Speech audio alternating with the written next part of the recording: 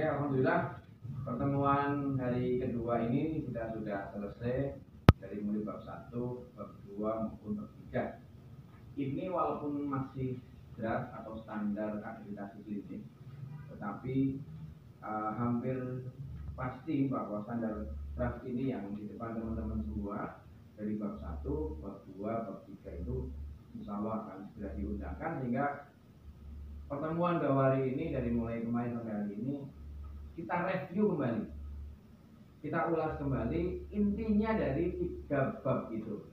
Sepakat ya? Oke. Kita awali dari bab 1. Bab 1 tentang tata kelola klinik. Ada berapa standar di sana? Ada 4 standar.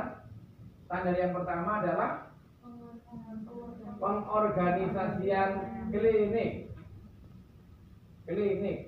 Yang kedua tentang persediaan sumber daya klinik. Ini bisa SDM dan bisa sarana prasarana. Ketersediaan SDM klinik. Yang ketiga tentang MFK. Ya, manajemen fasilitas dan keselamatan klinik, ya. Dari mulai program keamanan keselamatan, ada mitigasi bencana, ada APAR, ada utility kelistrikan air, ada mengenai aspaknya, dan ada program diklat tentang MFK. Kemudian yang keempat adalah atau MOU dengan pihak ketiga. Ya, di sana ada 4 standar, 4 kriteria. Berapa efek? 21 EP. Nah, ingat-ingat. Kemudian di bab 2 namanya PKP atau singkatannya dari penyelenggaraan pelayanan perseorangan, atau kalau di puskesmas namanya UKP, ya. Jadi di sini ada berapa standar? 14 standar. 2.1 tentang hak dan kewajiban pasien. Ada kebijakannya, disosialisasikan, diinformasikan kepada pasien, dan dievaluasi. Nah, kemudian 2.2 tentang pelibatan pasien dan keluarga dalam proses asuhan. Pelibatan keluarga. 2.3 adalah prosedur pendaftaran, betul? 2.4 adalah pengkajian pasien. 2.5 adalah asuhan dan asuhan. Di pengkajian nanti ada namanya informal person dan lain sebagainya. Di 2.6 kita kenal dengan namanya PPN, bahwa ada tindakan promotif preventif yang dilakukan oleh klinik dalam rangka untuk ikut mengkhususkan program PPN. Ada berapa program PPN? 5. Yang pertama apa? Pencegahan dan pengurangan stunting. Yang kedua, pengurangan angka AKB. Yang ketiga, peningkatan cakupan dan mutu imunisasi. Yang keempat, pengurangan ISB. Yang kelima adalah PPN. Ini silakan dicari buktinya. Saya yakin teman-teman sudah melakukan vaksinasi COVID, sudah melakukan macam-macam untuk kepentingan preventif. Silakan dokumennya di 2.7 adalah asuhan terhadap pasien-pasien yang berisiko tinggi. Yang pertama adalah yang emergensi, yang kedua adalah yang menular, yang ketiga adalah yang dialisis, dan yang keempat adalah yang rentan, misalkan orang tua dan anak-anak. 2.8 tentang anestesi lokal. Di sana ada 3 tahapan. Yang pertama adalah verifikasi, yang kedua adalah penandaan, dan yang ketiga adalah team out. 2.9 tentang pemulangan pasien.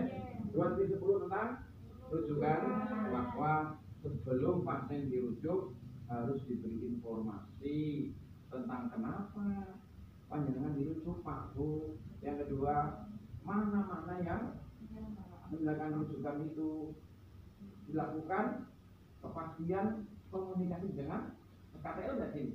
Pasti ya, dengan rumah sakit untuk menerima rujukan, dan rujukan menggunakan kendaraan khusus yang disiapkan oleh yang ketika rujuk ada setelah terima dengan KTL, ya. Oke.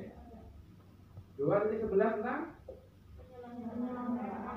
RM 2.12 tentang laborat 2.13 tentang radiologi. Dan ini terkait dengan radiologi ini memang ini rada apa namanya debatable karena isinya rada susah ya, tapi di panel ini kok ada. Dan terakhir 2.14 adalah farmasi. Kemudian kita naik pada bab 3. Ada berapa standar? 3 standar. Standar yang pertama adalah pengorganisasian mutu. Ada tim mutu, ya, ada penanggung jawab mutu klinik, dan ada tim mutu atau PCM itu membawai koordinator PPI misalkan dan KP. Ya, boleh tahu terkait dengan 6 SKP aja apa aja?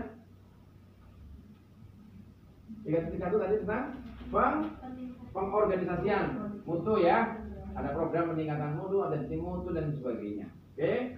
Kemudian di 3.2 ada program ya penerapan keselamatan pasien.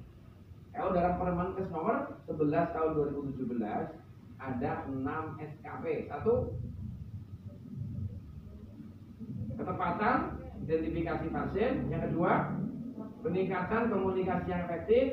Ketiga, waspadaan obat ya, high alert dan membedai dan pasar. Yang keempat, tempat prosedur, tempat pembedaan.